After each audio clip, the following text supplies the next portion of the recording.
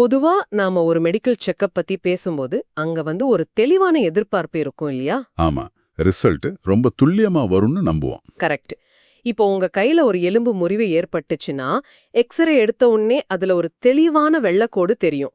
Doctor அதை பார்த்துட்டு இதோ இங்க தான் பிரச்சனை அப்படின்னு ஈஸியா சொல்லிடுவாரு. கண்டிப்பா. அது உடைந்திருக்கா இல்லையாங்கிறது ரொம்ப சிம்பிளான ஒரு பிளாக் அண்ட் ஒயிட் விஷயம். ஆனா நீங்க சட்டம், பொருளாதாரம், அப்புறம் இந்த உலகளாவிய அரசியல், அதாவது ஜியோபாலிட்டிக்ஸ்னு சொல்லுவோம்ல, அதுக்குள்ள நுழையும் போது திடீர்னு அந்த எக்ஸ்ரே மிஷின்லாம் வேலை செய்யாம போயிடும். உண்மைதான். அங்க பிரச்சனைகளுக்கான காரணங்கள் பாத்தீங்கன்னா ரொம்ப சிக்கலான ஒரு வலைப்பின்னே தான் இருக்கும். ஈஸியா கண்டுபிடிக்க முடியாது. எக்ஸாக்ட்லி. அதனால தான் இன்னைக்கு நாம பண்ண போற இந்த டீப் டைவ்ல பலதரப்பட்ட செய்திகள், தரவுகளை எடுத்துக்கிட்டு எந்த ஒரு அரசியல் சார்பும் இல்லாம, அதாவது லெஃப்ட் ரைட்னு எந்த நிலைப்பாடும் எடுக்காம உங்களுக்கு ஒரு தெளிவான பார்வையை கொடுக்க போறோம்.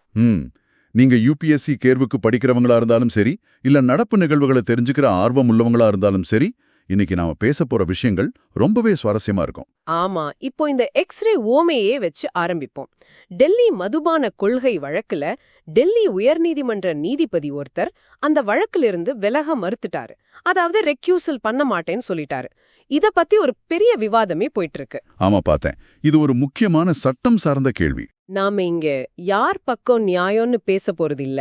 ஆனா சட்டத்தோட எக்ஸ்ரேல இத பாத்தீங்கன்னா, ஒரு நீதிபதி வழக்கில் இருந்து விலகணுமா வேணாமாங்கிறதுக்கு நம்ம நாட்டுல ஏதாவது தெளிவான ரூல்ஸ் இருக்கா? சொல்லப்போனா இல்ல. அதுதான் இதுல இருக்கிற பெரிய சிக்கலே. இந்தியாவை பொறுத்த வரைக்கும் நீதிபதி விலகல் அப்படிங்கிறது எழுதப்பட்ட சட்டம் கிடையாது.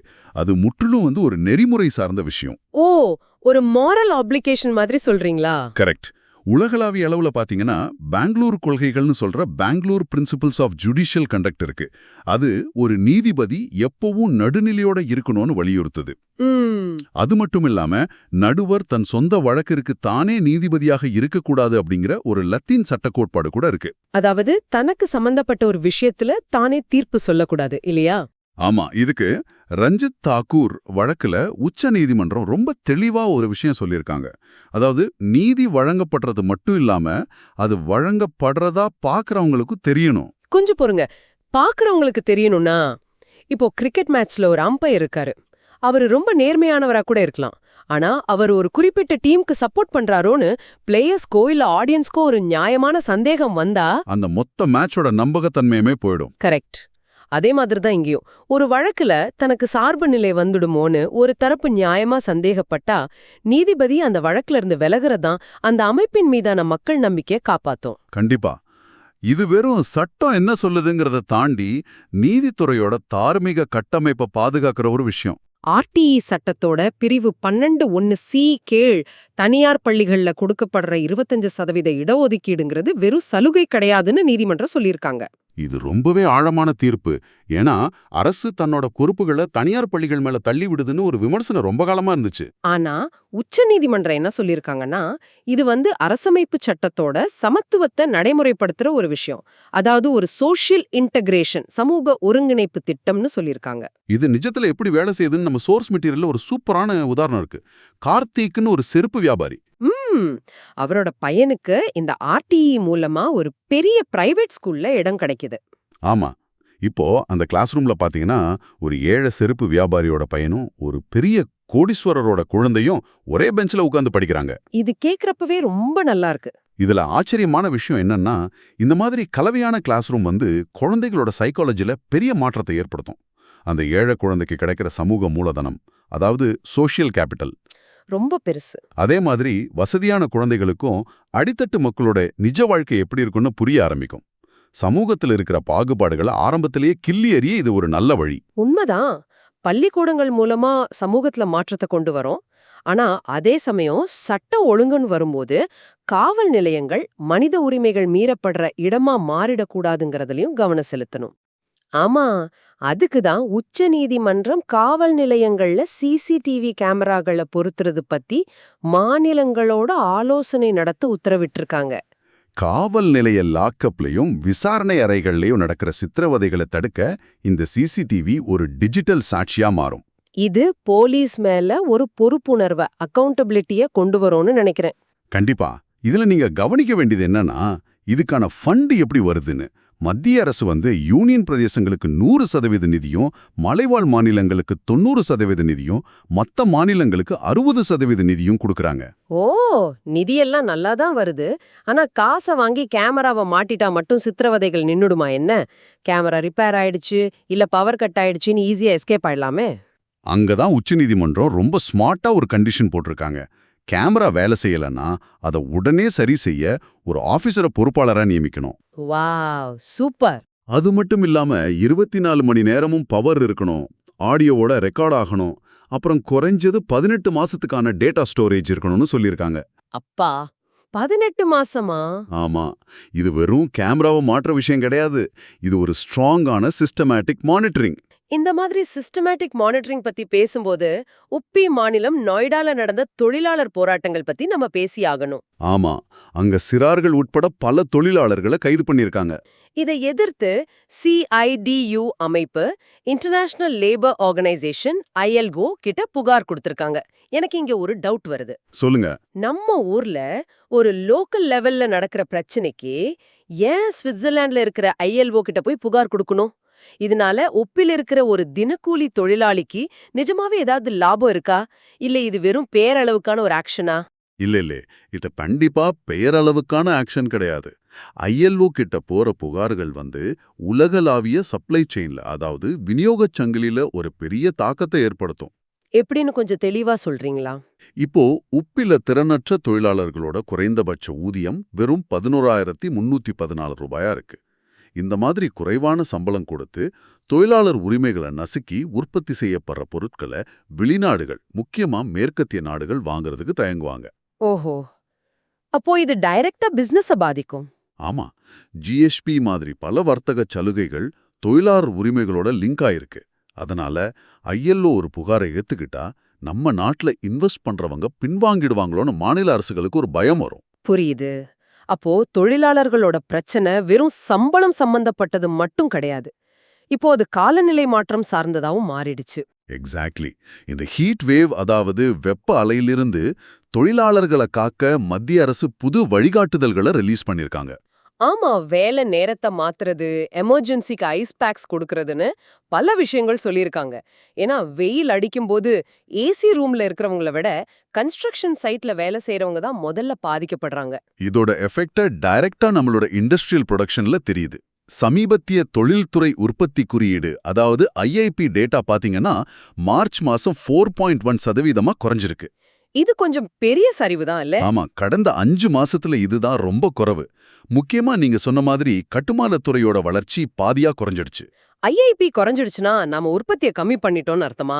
இதுக்கு வெயில் மட்டும்தான் காரணமா? இல்ல, வெயில் ஒரு காரணம். ஆனா IIPங்கிறது சுரங்கம், உற்பத்தி, அப்புறம் மின்சாரம், இந்த 3 துறைகளோட வளர்ச்சியா அளக்கிற ஒரு இண்டெக்ஸ். இந்த சரிவுக்கு நம்ம லோக்கல் காரணங்கள் மட்டும் இல்ல, மேற்காசிய நெருக்கடியும் ஒரு பெரிய காரணம். அந்த செங்கடல் பகுதியில நடக்கிற பிரச்சனையை சொல்றீங்களா? அதேதான். போர் காரணமா செங்கடல் பகுதியில சப்ளை செயின் ரொம்பவே பாதிக்கப்பட்டிருக்கு. இதனால கச்சா எண்ணெய் விலை தாறுமாறா ஏறுது. கரெக்ட். போக்குவரத்து செலவு அதிகமானா அது டைரக்டா நாம வாங்குற பொருட்களோட விலையில எதிரொலிக்கும். பொருட்களோட விலை ஏறுனா மக்கள் வாங்குறத குறைப்பாங்க, அதனால உற்பத்தியும் குறையும். ஒரு செயின் ரியாக்ஷன் மாதிரி. சரியா சொன்னீங்க. இந்த கச்சா எண்ணெய் பத்தி பேசும்போது இன்னொரு இன்ட்ரெஸ்டிங்கான ஜியோ பாலிடிக்ஸ் விஷயம் நடக்குது. ஐக்கிய அரபு எமிரேட்ஸ், அதாவது UAE, OPEC அமைப்புல இருந்து வெளியே வராங்க. ஓ, ஏற்கனவே 2019ல கத்தார் வெளியே வந்தாங்கல்ல. இப்போ UAE வெளியே வர்றதுனால இந்தியாவுக்கு என்ன தாக்கம் இருக்கும்? முதல்ல OPECனா என்னன்னு பாப்போம். அது உலக அளவுல கச்சா எண்ணெய் விலைய கண்ட்ரோல்ல வச்சுக்க உற்பத்தியை கட்டுப்படுத்துற ஒரு கூட்டமைப்பு. UAE கிட்ட நிறைய எண்ணெய் உற்பத்தி செய்யற கெப்பாசிட்டி இருக்கு. ஆனா OPEC ரூல்ஸ்னால அவங்களால நினைச்ச அளவுக்கு விற்க முடியல. அப்போ அவங்க வெளியே வந்தா உலக மார்க்கெட்ல எண்ணெய் வரத்து அதிகமாகும்னு சொல்றீங்களா? ஆமா, அதிகமாக வாய்ப்பு இருக்கு. ஆனா இப்போதைக்கு நிலைமை வேற. மேற்காசியா போர் காரணமா இந்தியாவோட கச்சா எண்ணெய் இறக்குமதி 2 மில்லியன் டன் குறைஞ்சிருக்கு. ஓகே, இறக்குமதி குறைஞ்சிருக்கு. ஆனா அதுக்காக நாம கொடுத்த பணம் பாத்தீங்கன்னா 50% அதிகமா இருக்கு. அதாவது 1.2 லட்சம் கோடியா உயர்ந்திருக்கு. வாட்? குறைவான எண்ணெய்க்கு நம்ம அதிகமா பணம் கொடுக்கறோமா? ஆமா, அதுதான் இப்ப நடக்குது. இத சமாளிக்கத்தான் மத்திய அரசு உள்நாட்டுல எல்பிஜி உற்பத்தியை 40% வரைக்கும் உடனே அதிகரிக்க சொல்லி உத்தரவு போட்டிருக்காங்க. இறக்குமதியை மட்டும் நம்பி இருக்காம நம்மளே ப்ரொடியூஸ் பண்றது நல்லதுதான். உள்நாட்டு உற்பத்திங்கிறப்ப எனக்கு ஆட்டோமொபைல் துறையில அரசு கொண்டு வந்த PLI ஞாபகம் வருது. Production linked incentive scheme. ஆமா. ஆனா இந்த ஸ்கீம் எலக்ட்ரிக் டூ வீலர் மார்க்கெட்ல ஒரு பெரிய ஏற்றத்தாழ்வு கொண்டு வந்திருக்குன்னு சொல்றாங்களே. PLIல இல்லாத பல ஸ்டார்ட் அப் கம்பெனிகளோட சேல்ஸ் -33% இருந்து -11% வரைக்கும் குறைஞ்சிருக்காமே. ஆமா, இது ஒரு சீரியஸான பிரச்சனை. இது பார்க்க எப்படி இருக்குன்னா, ஒரு ரன்னிங் ரேஸ்ல ஏற்கனவே நல்லா ஓடி பல மெடல் வாங்கின பெரிய பிளேயர்ஸ்க்கு மட்டும் எனர்ஜி ட்ரிங்க் கொடுக்கற மாதிரி இருக்கு. ஆனா புதுசா ஓட வர திறமையான சின்ன பிளேயர்ஸ கண்டுகொள்ளாம விட்டுடுறாங்க. இது மார்க்கெட்டோட இன்னோவேஷனே காலி பண்ணிடாதா? நீங்க சொன்ன ஊமை ரொம்ப ஆப்டா இருக்கு. BLI ஸ்கீம் எப்படி வேலை செய்யுதுன்னா, ஒரு குறிப்பிட்ட அளவுக்கு மேல, அதாவது ஒரு த்ரெஷோல்டு தாண்டி நீங்க உற்பத்தி செஞ்சாதான் கவர்மெண்ட் மானியம் கிடைக்கும். ஓ, அப்போ பெரிய கம்பெனிகளுக்கு ஈஸியா கிடைச்சிடும். கண்டிப்பா. அவங்க பல ஆயிரம் வண்டிகளை ப்ரொடியூஸ் பண்ணி மானியம் வாங்கிடுவாங்க. அந்த மானியத்தை வச்சு வண்டியோட விலையும் குறைச்சிடுவாங்க. ஆனா ஒரு சின்ன ஸ்டார்ட் அப் கம்பெனி எவ்வளவு நல்ல டெக்னாலஜி வச்சிருந்தாலும் அவங்களால இத்தனை ஆயிரம் வண்டிகளை உடனே உற்பத்தி பண்ண முடியாது. அப்போ அவங்களுக்கு மானியமும் கிடைக்காது, விலையும் குறைக்க முடியாது. எக்ஸாக்ட்லி. இதனால மார்க்கெட்ல அவங்களால பெரிய கம்பெனிகளோட போட்டி போட முடியல. இது ஒரு சமமற்ற போட்டி, அதாவது அன்ஈவன் பிளேயிங் ஃபீல்ட உருவாக்குது. இந்த மாதிரி மார்க்கெட்ல அன்ஈவன் பிளேயிங் ஃபீல்ட் இருந்தா சில்லறை முதலீட்டாளர்கள் ரொம்ப கஷ்டப்படுவாங்க. அதனாலதான் செபி ஒரு புது ரூல் கொண்டு வந்திருக்காங்க. யூனிஃபார்ம் ஃப்ரேம்வொர்க் ஃபார் ஆப்ஷன்ஸ் பத்தி சொல்றீங்களா? அதேதான். மார்க்கெட்ல திடீர்னு பெரிய ஏற்ற இறக்கங்கள் வரும்போது பல சின்ன முதலீட்டாளர்கள் ஆப்ஷன்ஸ் ட்ரேடிங்ல பெரிய அளவுல பணத்தை இழக்கறாங்க. இத கண்ட்ரோல் பண்ணத்தான் செபி இந்த நடவடிக்கையை எடுத்திருக்காங்க. லோக்கல் மார்க்கெட்டை ரெகுலேட் பண்றது எவ்வளவு முக்கியமோ அதே மாதிரி சர்வதேச வர்த்தக போர்களை சமாளிக்கிறது ரொம்ப முக்கியம். சீனா இப்போ புதுசா எக்கனாமிக் கோயஷன் டூல்ஸ், அதாவது பொருளாதார நிர்பந்த சட்டங்களை கொண்டு வந்திருக்காங்க. இது எதுக்கு? அமெரிக்கா போட்ட தடைகளுக்கு பதிலடியா?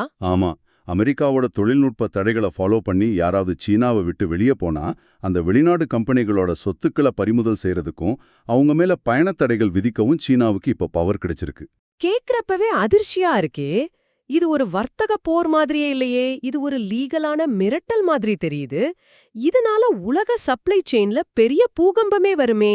ஆமா, இதுக்கு முன்னாடி வரைக்கும் டாரிஃப், அதாவது வரியை ஏத்துறது மட்டும்தான் வர்த்தக போரோட ஆயுதமா இருந்துச்சு. ஆனா இப்போ சட்டத்தை வச்சே டைரக்டா கம்பெனிகளோட சொத்துக்களை டார்கெட் பண்றாங்க. அப்போ நிறைய மல்டிநேஷனல் கம்பெனிஸ் சீனாவுக்கு வெளியே வேற இடங்களை தேட ஆரம்பிப்பாங்க. கண்டிப்பா. ஆனா இங்கதான் ஒரு சுவாரஸ்யமான முரண்பாடு இருக்கு. ஒரு பக்கம் நாடுகள் வர்த்தக போர் பண்ணிட்டு இருந்தாலும் இன்னொரு பக்கம் ஷாங்காய் ஒத்துழைப்பு அமைப்பு, அதாவது SCO மீட்டிங்ல கை குலுக்குறாங்க. பிஷ்கேக்ல நடந்த SCO பாதுகாப்பு அமைச்சர்கள் கூட்டத்தை சொல்றீங்களா? ஆமா, அங்க நம்ம இந்திய பாதுகாப்புத்துறை அமைச்சர் பயங்கரவாதத்திற்கு எதிரான ஒரு ஒருங்கிணைந்த அணுகுமுறையை வலியுறுத்தி பேசியிருக்காரு. காலையில வர்த்தக போர், சாயந்தரம் தீவிரவாதத்துக்கு எதிரா ஒன்னா நிக்கிறது. இதுதான் ஜியோபாலிட்டிக்ஸ். உண்மைதான். நாடுகள் தங்களுக்குள்ள சண்டை போட்டாலும் டெரரிசம்னு வரும்போது ஒன்னா சேர்ந்துதான் ஆகணும். இதுக்கு ஒரு பெஸ்ட் எக்ஸாம்பிள் சமீபத்துல துருக்கியில நடந்த ஆபரேஷன் குளோபல் ஹண்ட். ஆமா, தாவூத் இப்ராஹிமோட கூட்டாளி முகமது சலீம் டோலா படிப்பட்டான்ல. கரெக்ட். இது இன்டர்போல் மற்றும் பல நாடுகளோட போலீஸ் அமைப்புகள் ஒன்னா சேர்ந்து செயல்பட்டதனால கிடைச்ச வெற்றி. சரி, துப்பாக்கி வெடிகுண்டு வச்சு நடக்கிற தீவிரவாதம் ஒரு பக்கம் இருக்கட்டும். ஆனா இப்போ ரொம்ப மோசமான பயங்கரவாதம் சைபர் உலகத்துல தான் நடக்குது. இந்த டிஜிட்டல் அரெஸ்ட் பத்தி நீங்க கேள்விப்பட்டிருப்பீங்க. ஆமா, வாட்ஸ்அப் கூட ரீசெண்டா ஒரு 9400 அக்கவுண்ட்ஸை பேன் பண்ணிருக்காங்களே. எக்ஸாக்ட்லி. இதெல்லாம் கம்போடியால இருந்து ஆப்ரேட் ஆகிற சைபர் கிரிமினல்ஸோட அக்கவுண்ட்ஸ். போலீஸ் யூனிஃபார்ம் போட்டுட்டு வீடியோ கால்ல வருவாங்க. உங்க பார்சல்ல ட்ரக்ஸ் இருக்கு, உங்களை டிஜிட்டல் அரெஸ்ட் பண்றோம்னு சொல்லி மிரட்டி பணத்தை புடுங்கிடுவாங்க. இதுல இருந்து மக்களை எப்படி காப்பாத்துறது? இது ஒரு டைப் ஆஃப் சைக்காலஜிக்கல் அட்டாக். பயமுறுத்தி பணத்தை வாங்குறது. இதை தடுக்க இந்திய தொலைத்தொடர்பு துறை இப்போ DIP அப்படிங்கிற ஒரு சிஸ்டமை யூஸ் பண்றாங்க. அது எப்படி வேலை செய்யுது? யாராவது போலியான ஆவணங்களை வச்சு மொத்தமா சிம் கார்டு வாங்கினா ASTR அப்படிங்கிற ஆர்டிஃபிஷியல் இன்டெலிஜென்ஸ் சாஃப்ட்வேர் மூலமா அவங்க முகங்களை ஒப்பிட்டு பார்ப்பாங்க. ஓ, AI யூஸ் பண்றாங்களா? ஆமா, ஏதாவது சிம் கார்டு சந்தேகமா இருந்தா வெறும் 2-3 மணி நேரத்துக்குள்ள அந்த மொத்த டிஸ்ட்ரிபியூஷன் நெட்வொர்க்கையும் ட்ராக் பண்ணி பிளாக் பண்ணிடுவாங்க. வாவ், தொழில்நுட்பத்தை வச்சு குற்றவாளிகள் அட்டாக் பண்ணும்போது கவர்மெண்ட்டும் தொழில்நுட்பத்தை வச்சு பதிலடி கொடுக்கறாங்க. இந்த சைபர் ஸ்பேஸ்ல நடக்கிற மாதிரி உக்ரைன்ல நிஜமான ஒரு ஷேடோ வார் போயிட்டு இருக்கு. நிழல் போர். ஆமா, அங்க ரஷ்யாவுக்கு எதிரா நாச வேலைகள் செய்ய, ரயில் பாதைகளை தகர்க்க டெலிகிராம் ஆப் மூலியமா 15 வயசு பசங்களை மூளைச்செலவு செஞ்சு யூஸ் பண்றாங்கன்னு நியூஸ் வந்துச்சு. இது ரொம்ப கொடூரமா இருக்கு. போரோட மிக மோசமான முகம் இதுதான். உண்மைதான். அந்த சிறுவர்கள் மாட்டிக்கும்போது அது வெறும் சிறார் குற்றமா பார்க்கப்படாது. அது தேச துரோகமா பார்க்கப்பட்டு கடுமையான தண்டனை கிடைக்கும். ராணுவ வீரர்கள் நேருக்கு நேர் மோதிக்கிற காலமெல்லாம் மலையேறிடுச்சு.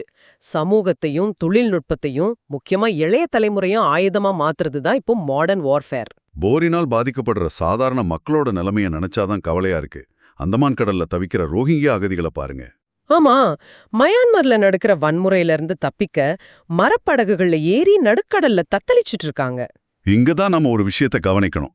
ஐரோப்பால மத்திய தரைக்கடல் பகுதியில அகதிகளை மீட்க ஃப்ரான்டெக்ஸ் மாதிரி ஒரு லீகலான கடலோர காவல் அமைப்பு இருக்கு. ஆனா நம்ம ஆசியால அந்த மாதிரி எந்த ஒரு ஸ்ட்ராங்கான ஒருங்கிணைந்த மீட்பு கட்டமைப்பும் இல்லையே. அதுதான் பிரச்சனை. இது மனித உரிமைகள்ல இருக்கிற ஒரு பெரிய உலகளாவிய ஏற்றத்தாழ்வு காட்டுது. இவ்வளவு இருண்ட செய்திகளுக்கு நடுவுல மெடிக்கல் ஃபீல்டுல இருந்து ஒரு பாசிட்டிவான நியூஸ் வந்திருக்கு. நம்ம ஊர்ல கர்ப்பப்பை வாய் புற்றுநோய, அதாவது சர்விக்கல் கேன்சரை ஒழிக்கிற நடவடிக்கைகளை இந்தியா ரொம்ப தீவிரப்படுத்திருக்காங்க. ஆமா, HPV தடுப்பூசிகளை அதிகமா போடுறது மூலியமா இந்த கேன்சரை முற்றிலுமா தடுக்க முடியும்னு ஒரு நம்பிக்கை வந்திருக்கு.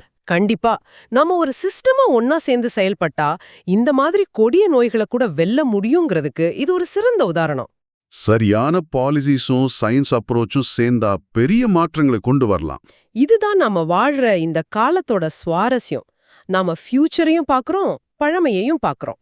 ஒரு பக்கம் பாத்தீங்கன்னா ஆந்திராவோட விசாகப்பட்டினத்துல கூகுள் கம்பெனியோட பிரம்மாண்டமான AI டேட்டா சென்டர் வரப்போகுது. அது எதிர்கால இந்தியாவோட மூளையா செயல்பட போகுது.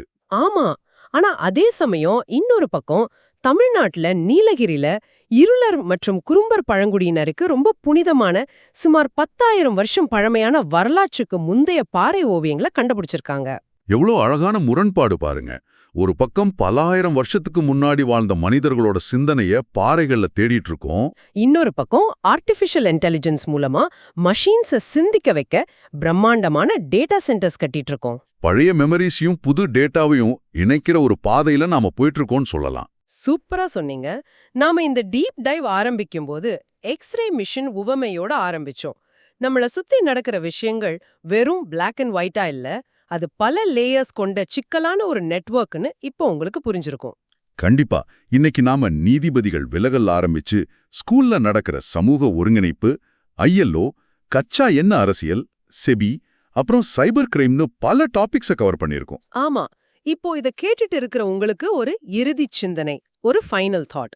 ஒரு பக்கம் விசாகப்பட்டினம் மாதிரி இடங்கள்ல AI டெக்னாலஜி அசுர வளர்ச்சி அடையுது. மறுபக்கம் சைபர் கிரிமினல்ஸ் அதே AI-ஐ யூஸ் பண்ணி டிஜிட்டல் அரெஸ்ட் மாதிரி மோசடிகளை பண்றாங்க. உக்ரைன்ல நடக்கிற மாதிரி நாளைய போர்கள் வெறும் ராணுவத்தால மட்டும் இல்லாம நம்ம வீட்டு பசங்களோட ஸ்மார்ட் போன் வழியாவும் நடக்கலாம். அதான், எதிர்காலத்துல டெக்னாலஜியும் ஜியோ பாலிட்டிக்ஸும் இப்படி பிரிக்க முடியாதபடி இணையும் போது நம்மளோட டிஜிட்டல் ஐடென்டிட்டியை பாதுகாத்துக்க பல வருஷத்துக்கு முன்னாடி எழுதின நம்ம அரசமைப்பு சட்ட உரிமைகள் மட்டுமே போதுமா? அந்த புது டிஜிட்டல் உலகத்தோட முறிவுகளை கண்டுபிடிக்க நம்ம கிட்ட இருக்கிற இந்த பழைய சட்ட எக்ஸ்ரே மெஷின்ஸ் உதவுமா? கொஞ்சம் யோசிச்சு பாருங்க. ரொம்ப ஆழமான கேள்வி. இதோட இன்னைக்கு எபிசோட முடிச்சுப்போம். தொடர்ந்து கற்போம்.